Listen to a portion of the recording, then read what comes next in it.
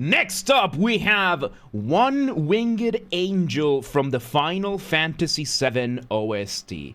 Oh, we're in for a good one. Once again, everybody, this is a Basterd's LFA, a layman-friendly analysis. I'm a professionally trained musician, a composer, and my objective here is to explain things in a way so that you don't have to be one to understand what is happening here musically. If you like the sound of that, make sure you're following the channel, subscribe to the channel, whatever term you want to use. Like the video, share the video, leave a comment, turn on notifications, all that good stuff. Become a member, one of them paid subscription things.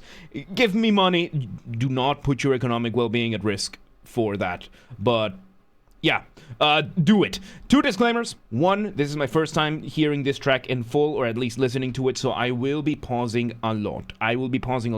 As I will be pointing things out as I hear them. And number 2, this is recorded live on stream on a single take, so I might stumble upon my words like I did earlier. We will see. So, Nico, welcome today. How you doing? So let me just open Paint, because I completely forgot to open Paint. And let's go! One Winged Angel. Let's do this.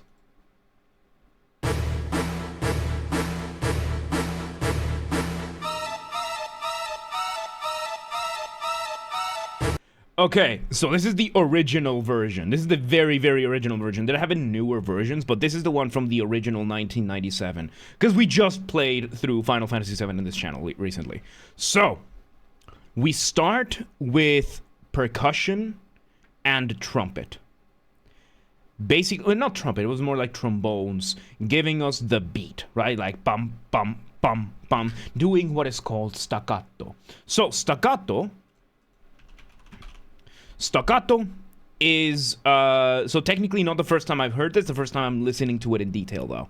So, yeah, this one is extremely famous. For example, if you're somebody that likes, I don't know, wrestling, Kenny Omega likes to use that a lot when he goes to Japan, because his favorite move is the One Winged Angel, and it's based on this. So, you know, this is a super famous track because of that. So, staccato is when you play in short bursts, and in this case, that's what was happening with the trombones, right? Pop, pop, pop, pop. And we are also having a call and response. We are doing a call and response between the percussion and the brass, the percussion with the brass, and the strings with some of the woodwinds up there. So we are getting pop, pop, pop, pop, pop, pop, pop, pop from the brass and the percussion, and immediately we're getting a response from the strings and the woodwinds. I didn't fully catch which one it is because it's sampled music, playing on the higher register. So we're having like a knock from below and a response from above. A call and response is kind of like having a conversation. So, by the way, context for this one, this is the final boss of Final Fantasy VII. So this is like as intense as it gets in the game. So let's see. Hey, welcome to the day, Just Bill. How you doing?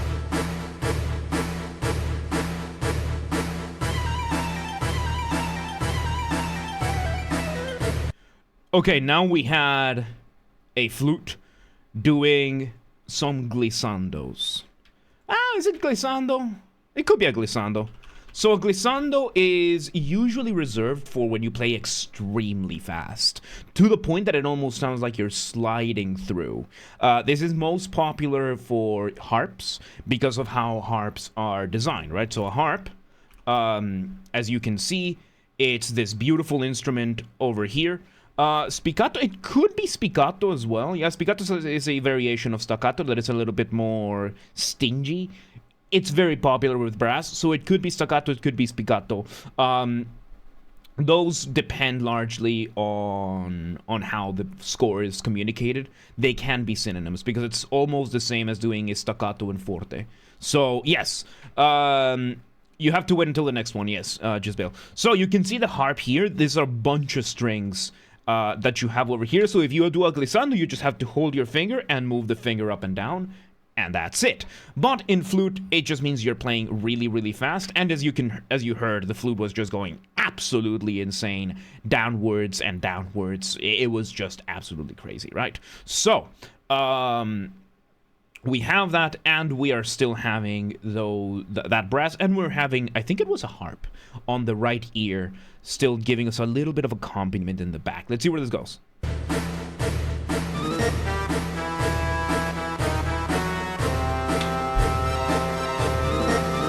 And we got our motif. The brass has given us our motif now. That is the smallest version of our musical idea, the seed from which everything else is coming from, right? So we just had the, and I like how the orchestra is panned the way it would be in real life. So panning, once again, is giving priority one speaker or the other so that things sound like they are coming from one ear over the other.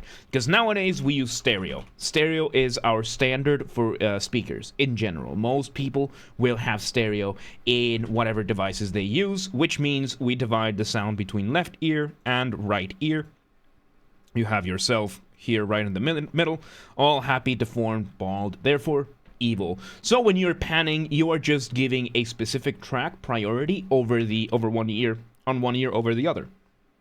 How do you do that? You just change the volume. You just move the volume slider in each of the ears, and the more you do it, or the less you do it, the more it's going to sound one way. So if both are full volume, it's going to sound like it comes from the front. If you start reducing the volume on the left ear, the more you do that, the further it's going to sound like it's coming from the right. And vice versa. There's a trick that you can do that if you reduce the volume enough for both, you can give the illusion that things are starting to sound from behind. It's a very fascinating phenomenon. I don't know. I have no idea how they do it without surround sound. But yeah, we are having the orchestra panned the way it would be in the real orchestra. Which just goes to show how much the composer of Final Fantasy knew his craft, which, yeah, it's obvious that he knows his stuff. Because we have the brass on the right ear, we're having the violins on the left ear, which is something like that.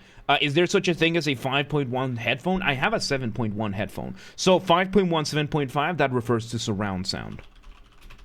A surround sound is basically, instead of 2 speakers, you will have 5 plus the buffer, the subwoofer, or 7 plus a subwoofer, and they are designed to surround you with the sound.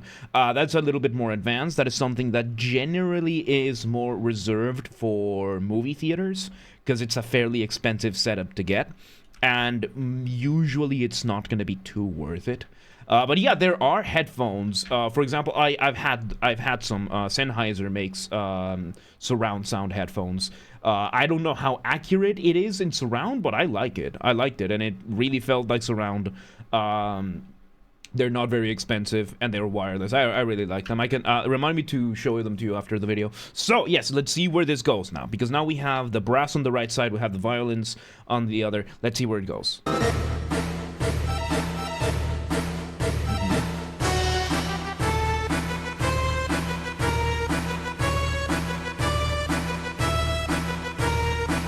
So yeah, we are now just basically bringing things in between the beats, but everything is still dancing around the bass, drum, and those cymbals, still giving us that very stringent marching sound of the inevitable, unavoidable battle, which is basically what happens in the fight against Sephiroth.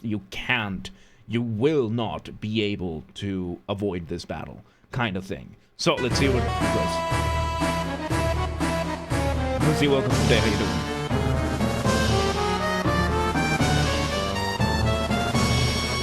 doing?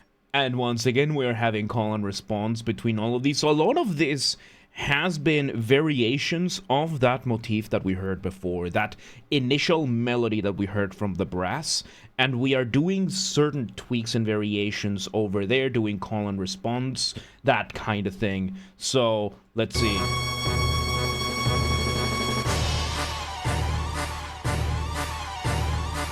We're having the woodwinds on the left ear.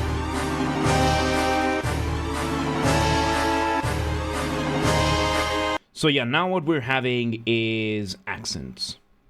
It is very, very, very straightforward. We're just building up and highlighting certain points. And yes, the sound quality of this is fairly low because this is a track from 1997. Don't forget that. Keep that in mind, that this is not going to be the highest level of quality. I mean, I guess we could have gone for one of the more modern versions of it, because there have been more modern versions of this track. ever since, but this is the original. This is what changed gaming forever. So let's see where this goes. Yeah, we're having glissandos on the left ear with the violins. And there we go.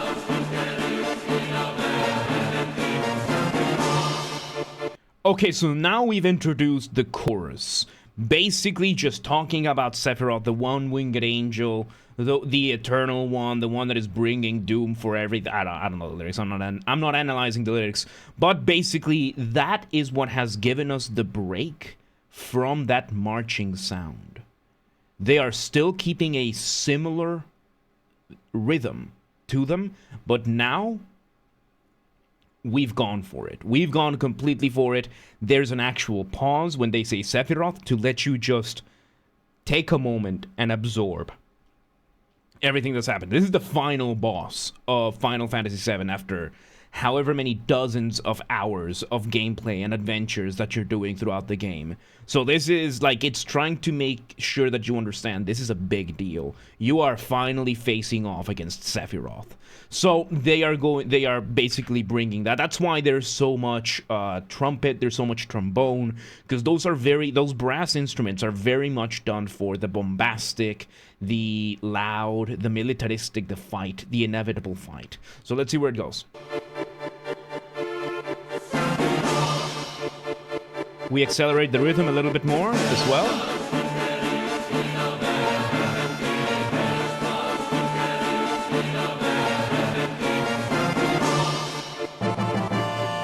And another thing we're doing, we are bringing back some of the elements that we heard at first.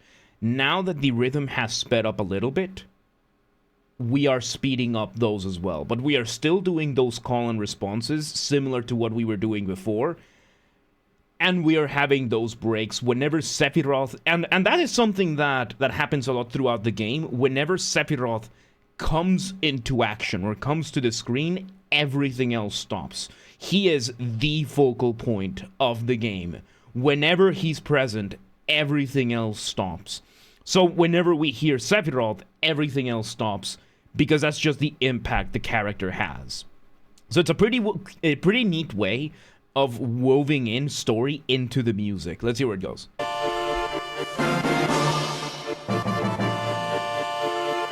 Trumpets and timpani. Big guy, welcome today. How you doing? So yeah, we are having those synths that I think they're supposed to sound kind of like woodwinds. By the way, big guy, we're not taking requests just yet. So we're having that, and we are having those trombones, those tubas, still constantly blasting and reminding us that it is there. It is it's a good detail to add, especially considering how limited the technology was. Let's see where it goes. Oh yeah, and the timpani. I almost forgot about the timpani. Yeah, this thing is 7 minutes long. So the timpani is one of my favorite instruments. Timpani. So timpani is this instrument right here. This is a very peculiar instrument. It is the only percussion instrument of this type that can actually play notes. And that is the drum that we are hearing right now. It's a very dramatic drum set to have. It's a very dramatic instrument to have. So there is that. Let's just continue. Let's see where it goes. So yeah, you can hear... So you can hear the timpani offbeat. It is syncopating. The timpani is what is sounding in between. It's the drum that is sounding in between. That is the timpani doing syncopation. Syncopation just being you playing against the beat. And we are doing... And it's accentuating a bunch of the stuff that is happening. Let's just continue.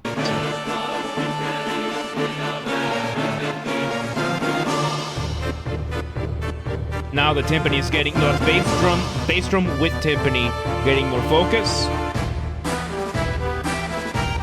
And again, variation once again on the motif that we had earlier. Like, this is all going from that same motif we are giving even more focus to those brass instruments, the trumpets, the trombones. We are even giving them even more because things are escalating. Let's hear where it goes.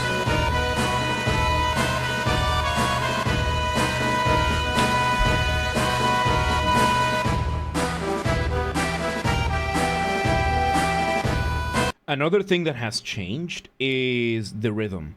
The rhythm is no longer just straightforward bass drum, bum, bum, bum, bum. But now we are having this boom, ba, like echoes from this the pace that has slowed down. Sumiyokai, welcome today, how you doing? The pace has slowed down from the bass drum, and now we are having cymbals doing a response. So the drum is doing a call, cymbals are doing a response, and it's bouncing back and forth. We're not taking requests just yet, Sumi. Not yet. So yeah, we're doing this. It's like the pace has slowed down, but things have gotten more serious. So let's see where it goes.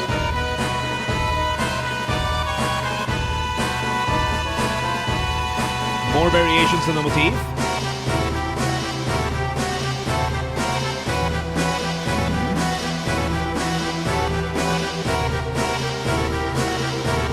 Now we're letting the violin, the string orchestra, mainly the lower end of the cellos, double basses, have a little bit more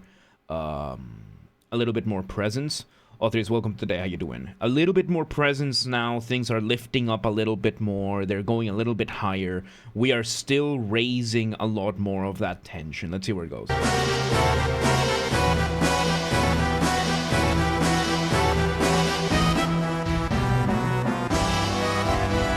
Transition. NC Logic, welcome today. How you doing?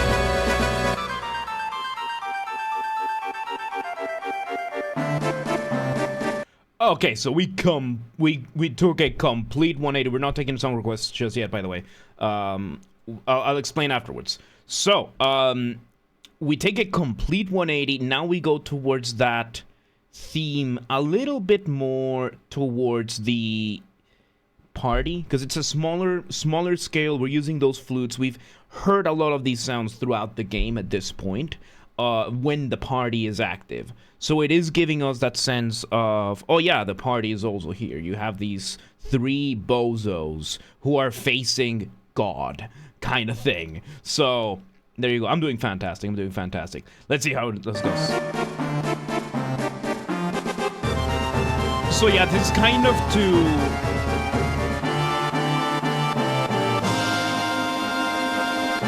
So yeah, this is kind of to just bring to your attention the absurdity of what is going on, right? Like you have these three, like, yes, you might have a super soldier and like this hippie dog, or like this surprisingly hot fighter chick, or the guy with a machine gun for a hand fighting God.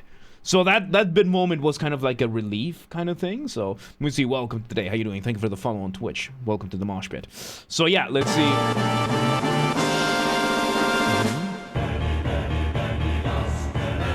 Back to the chorus, and we're bringing the piano again. Now we bring the piano. So right now, yes, we are bringing the piano, the bass drum, the chorus, still giving us those very stinging repeating lines. When you do choral music usually is divided into 4 parts, right? So SATB, soprano, alto, tenor, and bass. Soprano is the high range of women, alto is the low range of women, tenor is the high range of men, bass is the low range of men. And usually you want these lines to continuously move. You want the melodies to move constantly with this kind of singing. So just repeating the same notes constantly when you're doing a choral piece is risky. It is very, very risky. Mainly because you risk the melody becoming stagnant. However, in a case like this one, it is to accentuate what is already happening. And while the piano, the bass drum, the piano and the... not with this one, but the next one, Zelnik. So, while the piano and the chorus are doing their thing, the rest, the bass drum and the violins are still playing the intro again. Similar. similar. We're doing a partial recapitulation.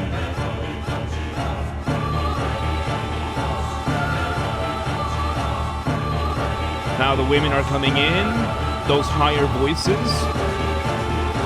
So yeah, now we're giving a little bit more focus to the actual chorus, to the actual singers and what they're doing. And what we had was part of the chorus was singing those same notes, keeping fairly samey, the melodies trying to stay pretty consistent there, giving you I would say, somewhat solid foundation of this is what we're keeping. So yes, all right, say that.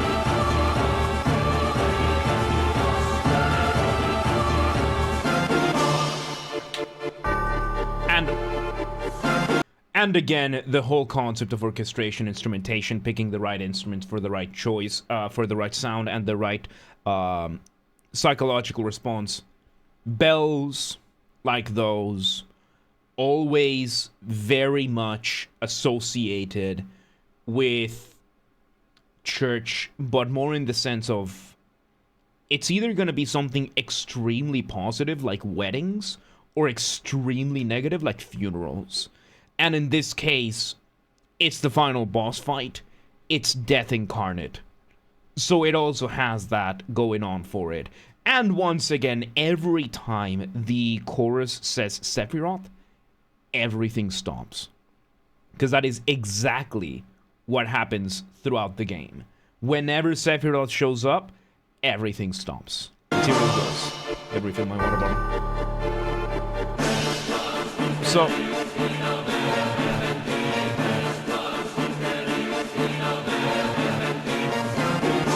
another important thing to note over here is that while those the choral lines are happening, they are extending a little more than they should. Because usually there is a certain expectation rhythmically of how long a phrase is supposed to last. Like usually when it comes to this, you're expecting like 4 to 8 bars, but this one is extending to like 10 or 12, giving you like an extra 10, 20, 30% of what one would naturally expect these things to end. And with that, it kind of asserts, because this chorus is basically the angels or whatever heavens basically warning the world about Sephiroth and basically introducing Sephiroth. And Sephiroth does what he wants. So the chorus is going to do what they want. And if Sephiroth wants to stay over for more than he's welcome, he's just going to do it. What are you going to do? Try to stop him? He has the power of God. That kind of thing, right? So that's why the chorus feels like it drags a little too long. And it's because it does. And that's kind of the point. It drags a little too long, and then we just hear Sephiroth, everything stops again. We are not at the whims, we are not at our mercy, we're at Sephiroth's. So that is basically what the One Winged Angel track is all about. You are not in control here, you are at the mercy of Sephiroth. Which is, of course, not what ends up happening, but yeah. This is recapitulation, we did this earlier.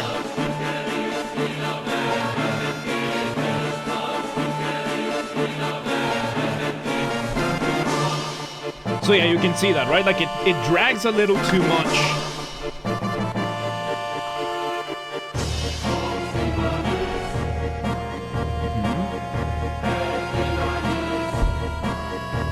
And now, instead of having the bass drum responding with the cymbals, it's the bass drum versus the timpani. Bass drum on the left ear, timpani on the right ear, and they're going back and forth, giving you that sense of the giant walking. Which, you know, it's the behemoth of Sephiroth.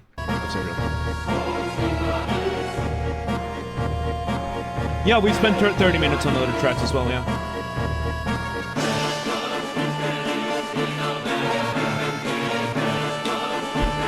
Okay, recapitulation.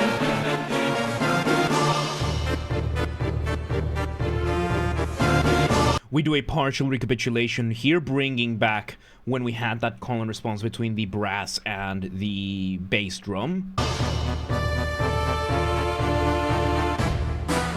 escalating further, bringing this theme back.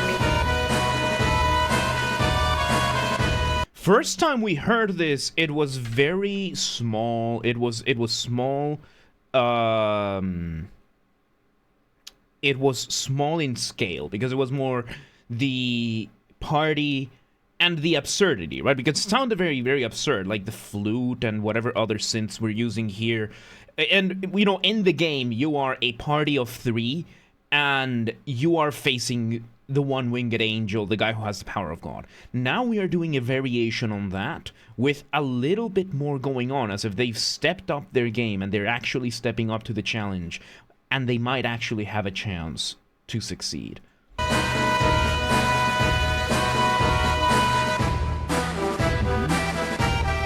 Back to this theme.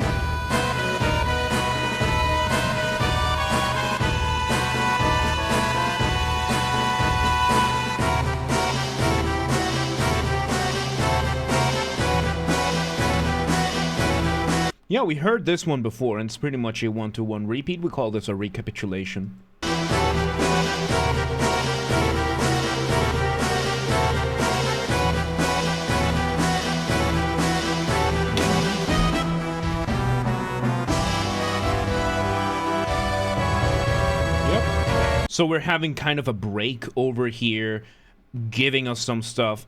Chances are this one's gonna fade out because it's a PS1 thing, so storage might be an issue. We'll see. Back to the flute. Back to the whole... Back to the absurdity of everything. But now with that bass drum, giving us a sense of battle.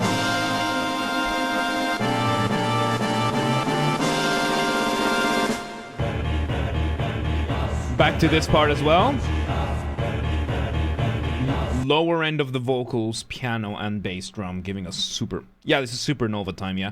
Yeah, this is when he gives the supernova, which Sephiroth has an attack where he destroys half the solar system and throws a supernova in your face.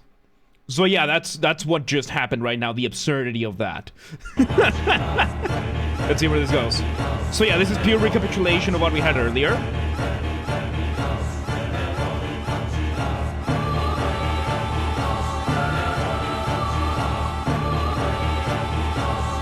Okay, so another thing that I forgot to mention. Right now, the lower end of the chorus, the piano, and the bass drum are doing an ostinato. An ostinato is when you have any musical line holding the same musical phrase. And in this case, it's the piano is doing those 2 notes, the bass drum is just continuously hitting, that kind of thing. We're doing an ostinato over here. So it sounds wild. It is. We did play it on the channel. It's on the second channel, by the way, the full playthrough of the game. It's on the second channel. So yeah, let's see. Let's see how it ends. Solar, welcome to the day. How you doing? And again, the bell, Sephiroth. I'll explain that in a moment. Hang on. Yes, indeed, Nico, yes.